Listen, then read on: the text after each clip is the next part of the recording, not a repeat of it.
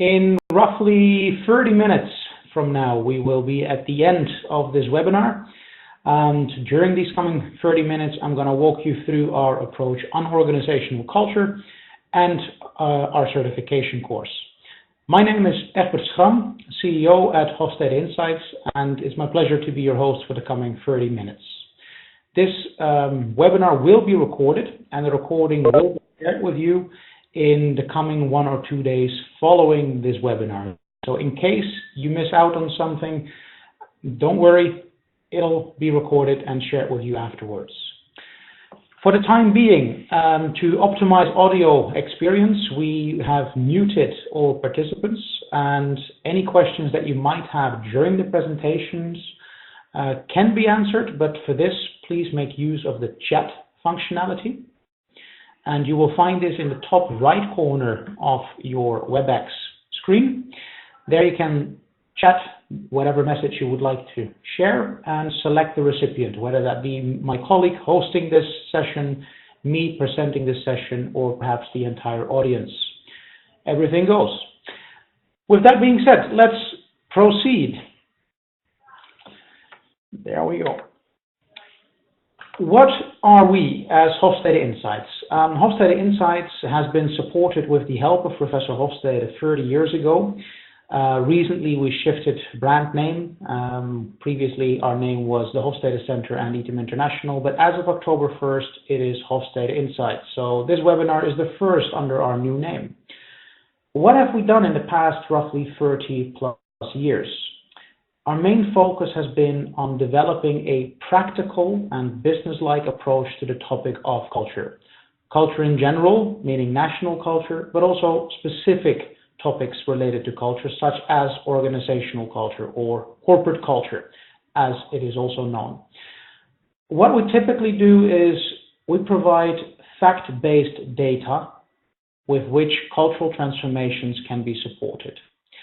A lot of these transformation projects we do ourselves, but we also use our certification courses and research collaborations to assist others in accomplishing cultural transformation. Hofstede himself is the man you see in the picture here, and this is a picture done at a conference held at IBM 2 weeks ago on September 29th, when we celebrated 50 years since he initialized the research on making culture tangible and measurable. If you have not yet read one of his most popular books, Cultures and Organizations, Software of the Mind, I highly recommend you to take that as a book to read for this autumn. It'll also be part of our certification course. Hofstede himself at the moment is already hitting close to 90, but still active in the field, still posing interesting research-related questions. So if you ever felt like approaching a cultural guru, now is still your chance to reach out to him. He will appreciate it. Now, if we zoom in on the topic of organizational culture, how do we define organizational culture? Some might have heard the definition, the way we do things around here, and as such, that's an okay definition. But for the purpose of sticking to our own principle of definition, this is the definition that we use when we talk about organizational culture. We talk about the way in which members of an organization or parts of that organization relate to each other, their work, and the outside world in comparison to other organizations. And this tells you a couple of things. First and foremost, that there is no one organizational culture. Every organization has several subcultures. It's important to identify these subcultures because if you talk about the topic of cultural transformation, you will need to come up with transformation initiatives that make sense. And because different subcultures in an organization relate differently to different work-related practices and each other, their colleagues, you will need to make it very specific. And this is where our approach helps you to stand out. It helps you to make culture extremely specific. It's important to remember that organizational culture is not the same as national culture, and you cannot use national cultural research methodologies to research organizational culture for one simple reason. They are analyzing culture at different levels. So whereas national culture looks at the value differences between nations, or sometimes perhaps regions, geographies, organizational culture doesn't look at value differences, but it looks at differences in practices between organizations and within organizations. Another way of symbolizing this is the onion model, and you might have heard of this before. This is how it looks like. Culture is best described as an onion. And like with any onion, it exists of multiple layers. At the core of the onion is the part where you will start crying if you hit that part. At least most of us will cry when we cut an onion. That part is the domain of national culture, value differences. Organizational culture is about the outer layers. It's about the rituals, the hero or anti-hero figures inside an organization, and the symbols, which lead to certain practices which define organizational culture and subcultures. So remember that difference, values versus practices. In other words, there are two models, and just to make sure that that sticks, national culture is described by these 6 dimensions that you see in front of you. It's about how do we deal with hierarchy, power distance. It's about how do we deal with in versus out group behavior, individualism, collectivism. It's about how do we deal with achievement focus or focus on work-life balance, masculinity versus femininity.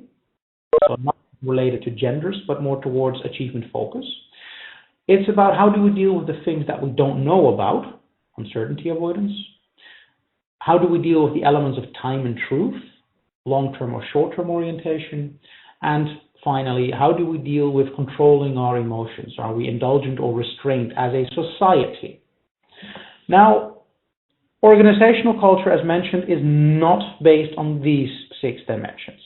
Instead, we use what we call the multi-focus model for organizational culture. And these are the 6 main dimensions that we talk about.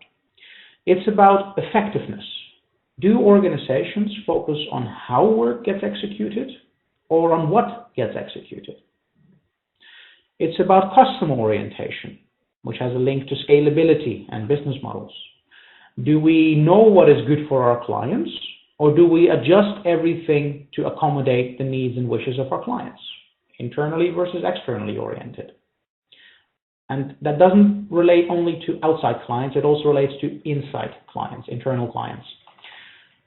The third dimension is about control. Is the level of control inside an organization helping to create an easygoing culture, or is it a very tight work environment, very strictly controlled? Again, there is no rights or wrongs, there is just what is necessary strategically. The fourth dimension is about the level of social control or focus. Do people focus on their own immediate boss and or team, or do they focus more on their profession and the overall impact of behavior on their profession? The fifth dimension is about approachability. And I'm pretty sure that you can relate to this, that remember those companies where you walk in and you can only ever go anywhere in the company when you are personally guided by a minder inside that company. That is a sign of what could potentially be a more closed system. And then you've got the open offices, and where you can just walk around freely. That could be a potential symbol of an open organizational culture. And the last dimension is about management philosophy. Do the managers at large inside an organization think that people need to be looked after, and when people feel looked after, they will actually walk the extra mile, employee-oriented? Or do managers think that people in general are lazy and need to be pushed, work-oriented? These 6 dimensions together enable us to provide an analysis that gives input on over 200 work-related topics, because depending on the topic, depending on the strategic relevance of a topic, different combinations of various dimensions will give us the necessary cultural insights. So it's never about only one dimension, it's always how these dimensions interact. Now, the model, the multi-focus model, is based on research done by Professor Hofstede and the former IRIC, Institute for Research in Intercultural Communication, in the 90s, and has been operationalized during the early 2000s. So for the past decade, basically, we have been around organizations measuring, collecting data in thousands of organizations in many tens of different national cultures, which also means that the approach itself is available in multiple languages. It's been back translated, and the questions are made in such a way that there is no direct linkage between answering a question in a certain way and getting results out in a certain way. In other words, it's based on proper scientific research. Now about the process. As with any tool, a tool on itself is typically lacking context and depth. That's why in our approach and in the way we certify you, we put an emphasis on the combination of facilitating workshops and using analytical tools to bring in the necessary data. The process in general, and again, people can deviate, but in general the process is such is that first we look at what are the amount of subcultures, the different subcultures that we will be measuring. Are we looking at different locations? Are we looking at differences in hierarchical position? Are we looking at differences in functional positions? Any group of people that relates differently to a way of working can be defined as a subculture. Whether or not that is strategically relevant is always a one-on-one discussion with the end client. After we've done that and we start measuring organizational culture, we have a workshop with the senior management team at companies where we look at what is your strategy and how do we translate this strategy back to the 6 dimensions I showed you a couple of slides before. So if we talk about an agile and lean strategy, what are the restrictions put upon your organizations from outside? Because it's nice to talk about lean and agile, but if you are heavily regulated, lean and agile start having a very different meaning in how they will be implemented. So the first workshop is about bridging the gap between strategy and optimal culture. Being that type of culture that is most supportive of your new strategy within the restraints put upon the organization from the outside. So it's not the same as desired culture, because that's wishful thinking. Optimal culture is a strategic choice. After we've done that, in workshop 2, we match the actual culture measurement with the optimal culture scores, and we generate what we call the gap report. And in workshop 2, we will, together again with a senior management team, go through the results and decide, do we need to go for change? And if we go for change, where do we want to prioritize our change? And this leads us to potentially workshop number 3, where we'll actually start talking about implementing change. And would that be then indirect change, changing, for example, processes and structures? Or would it be direct change, especially with managers, in terms of how can they change their behavior to better support the execution of the new strategy? So do they walk the talk or not? The philosophy upon which we base our approach and the whole tooling is quite simple. We say that there is no good or bad culture. Organizational culture is a tool of management and serves only one purpose, that it supports the execution of the strategy. So in the way we treat this topic, we talk about culture either being functional or dysfunctional. And that's basically where we start diving further into the data in case a culture is dysfunctional and we need to get further insights. So what are the insights that you can expect? You get insights on how do people identify to the organization, which is useful if you want to have recruitment campaigns that don't use the typical recruitment language, but actually use language that people can recognize when they start working. Working practices that are actually identified as being real and not wishful. You get insights in if you need to change, are the parameters for change being trust, levels of anxiety, and levels of Willingness to change. Are they favorable or not? Because if they're not, any change will typically fail. So it's wise to first make the parameters supportive of any change initiative. If we see that there are gaps in, for example, an element like trust, we can break it down further. Is it that management doesn't feel that it's their strength to create trust? Is it that they don't trust the intentions of other people or the capabilities? So we can dive down quite deeply in order to help you find the right appropriate insights. We give you information on what are the gaps between the actual culture and the optimal culture, and more importantly than the gap, what are the factors, the elements that load the gap. Knowing this will make it much easier to create a change matrix whereby you might choose a couple of quick wins, things easy to implement but with minor impact on gap reduction, and a couple of things that are harder to implement but will for sure diminish the gap that has been measured. It's always the combination where you will find the change magic. Furthermore, we also give you insight in the things that you might not have thought about. And this is because when we analyze answer data, we look not just at the answers themselves, but at the pattern of the answers given. So we have a piece of intelligent software doing answer pattern analysis, which identifies things that are picked up by our software, benchmarked with our database, and feed it back to you as a consultant to ask further questions using, for example, in-depth interviews. So it will help to make the consulting and analysis practice easier and more guided. And furthermore, if you work in HR, information regarding not just work motivation, but also stay motivation. Of course, the magic is when people are both motivated to work and motivated to stay. But sometimes your strategy might call for more turnover in employees. So then stay motivation being too high might actually not be as positive as it sounds.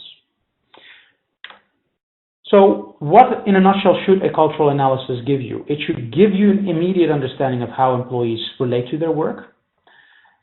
Connect that information to hiring and recruitment campaigns. It should tell you whether any change parameters are favorable or if they need fine-tuning. And it should provide you with detailed, tangible input on where and how could you identify change elements and prioritization. Now, before you can start using this, there is the certification course. And the certification course is typically given 2 to 3 times a year. We'll have a group of roughly 10 people, 12 people present, enough time for individual exchange. And it consists of 3 parts. First, there is a part prior to the actual face-to-face course, during which there will be pre-reading material and the organization and execution of a scan of an organizational unit of your choice. This part is important because during the course, we like you to use your own data so that you have an immediate return on the investment that you'll have to make. Plus, it makes the course more realistic because you will hopefully know the organization or the unit for which you do the measurement. So it gives more contextual depth. And finally, after the 4-day certification course, there is a global community of practitioners and online community where you can exchange ideas, questions, and thoughts. Furthermore, what is included is coaching for that first measurement and the workshops that come with it so that you feel very comfortable after the course. And typically this process might take maybe 3 to 4 months, during which time we'll support you from behind in terms of helping you to understand the client strategy, link it to culture, and the OC dimensions. Now, what do we do during the course? During the course, we focus partially, that's what we start with as well, on the model itself, the multi-focus model. Where does it come from? What are the dimensions about? How do you combine dimensions? And how has the methodology been constructed? Furthermore, you will learn the process in which how to use our tools. What are common questions that you will get from clients? How do you contradict or help answer those questions? How do you combine organizational culture and national culture in case you work internationally? and how can you help the clients to understand the report and facilitate that understanding. So this is basically what the content of the 4 days will be about. So on top of that, provided as well, as mentioned before, the coaching. Now, what are the benefits of the course? Hands-on, practical insight in how to make organizational culture tangible. Hands-on, practical guidance in executing your first measurement and workshops by means of coaching. A tool which makes very detailed analysis of culture possible, including follow-up change tools to further facilitate cultural transformation. These are basically, in a nutshell, why this course in the methodology is unique. What are the next opportunities to join the course? The next course is coming up in Milan in the end of November, November 27th to 30th. And following today's webinar, you will be sent an interview with the master trainer for that course, Mr. Piotr Gruko, who has had an enormous long career in doing organizational culture transformation projects. He will be your master trainer in Milan. If you're only interested in the theoretical component of organizational culture, then the first day will be the appropriate day, during which we will talk more about the concept of organizational culture and the dimensions of the multi-focus model. If you, however, want to use the tools, it's the entire practitioner course which is obligatory. If besides or on top of organizational culture, you also have an interest in the field of national culture, then please feel free to join our March 2018 course in Helsinki. And a prerequisite to joining that course is to join our ITM International, Hofstede Insights International network. And I will share a bit more information about that in a moment. And just to testify in terms of how many organizations have used our methodology, you see in front of you a short overview of clients that have used the methodology in the past decade. In total, we have served in the past 30 years more than 5,000 organizations with our data-driven approach to culture and cultural understanding and change. Now, as mentioned before, if you're interested in joining a global community of practitioners, the Hofstede Insights Network is the network to join. We are unique in the sense that we are endorsed by Professor Hofstede to facilitate the practical use of his work inside organizations. And joining us opens up access to 4 countries in case you need colleagues who help co-facilitate change processes in other countries besides the country you live in. If you want to know more about this or the certification course, feel free to reach out to me on the details you see in front of you. And in case you don't have any further questions, I have shared all necessary information with you for the moment. So I will be quiet for a moment while I'll await any questions that might pop in via the chat screen. Thank you.